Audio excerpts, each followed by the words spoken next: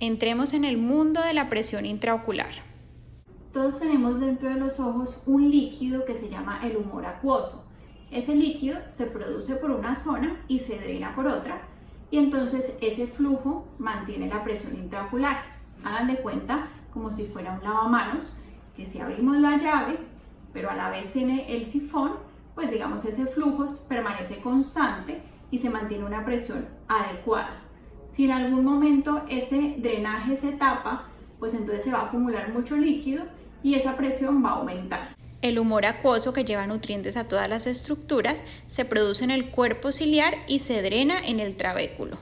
A la presión intraocular los oftalmólogos le tenemos un diminutivo y es pío. Entonces en algunas historias oftalmológicas van a encontrar la palabra pío y al lado un numerito. Esa es la presión intraocular. ¿Pero cuál es la importancia de medir esta presión? La presión intraocular alta es el principal factor de riesgo para desarrollar glaucoma, que es una enfermedad progresiva y que no da síntomas y que afecta poco a poco el nervio óptico, pudiendo llevar a la ceguera. Por eso es muy importante determinar esa presión en las consultas oftalmológicas para hacer un seguimiento de esa presión y ver que esté dentro de rangos normales. ¿Cuál es el rango de presión intraocular normal? Lo normal es que sea entre 10 y 21 milímetros de mercurio, que es la medida en la cual se cuantifica. La toma de la presión intraocular se hace con un aparatico que está en la lámpara de hendidura y que se llama tonómetro. Entonces esa toma de presión la hacemos de forma rutinaria en los exámenes oftalmológicos para determinar si está funcionando bien el drenaje del líquido del ojo. Como el rango que tenemos como normal de presión intraocular es entre 10 y 21, muchos pacientes me preguntan, ¿pero cuánto sería lo ideal que yo tuviera? Resulta que eso no se puede generalizar.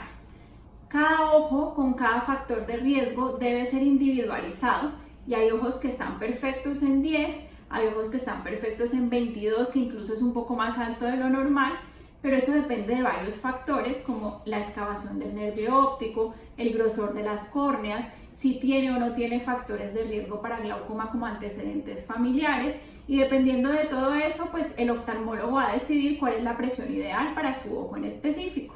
Los pacientes que tienen glaucoma normalmente usan tratamiento para bajar esa presión y mantenerla en unos rangos especiales, pero los pacientes que no tienen glaucoma pueden manejar unas cifras un poquito distintas. ¿Cómo se mide la presión intraocular?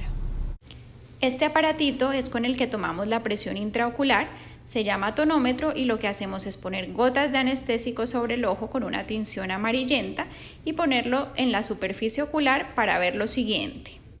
Cuando vemos estos dos semicírculos que se tocan por la parte interna es cuando nos da la medida exacta de tu presión intraocular. ¿Pero por qué la presión intraocular a veces se modifica? Durante el día la presión intraocular tiene modificaciones o fluctuaciones, es decir, si yo le tomo la presión a un paciente a las 10 de la mañana, a las 5 de la tarde y a las 12 de la noche, probablemente me encuentre que esas cifras han estado cambiando a lo largo del día y eso es una variación normal. Cuando la variación es muy alta a lo largo del día, pues eso puede ser un factor de riesgo adicional para daño en el nervio óptico. ¿Cuál es la diferencia entre hipertensión ocular y glaucoma? La presión elevada va afectando poco a poco al nervio óptico hasta generar un daño permanente en la enfermedad llamada glaucoma. Pero no necesariamente el hecho de tener una presión intraocular alta quiere decir que tengamos glaucoma. Hay pacientes que tienen hipertensión ocular, que es un riesgo muy importante para desarrollar glaucoma, pero que aún no han desarrollado glaucoma y que si se trata a tiempo se puede prevenir la aparición de la enfermedad. Entonces, hipertensión ocular y glaucoma no es lo mismo. Es su principal factor de riesgo, pero no quiere decir que si tenemos la presión alta, ya tenemos la enfermedad. Soy la doctora Marta Bermúdez, oftalmóloga especialista en glaucoma, y aquí puedes encontrarme.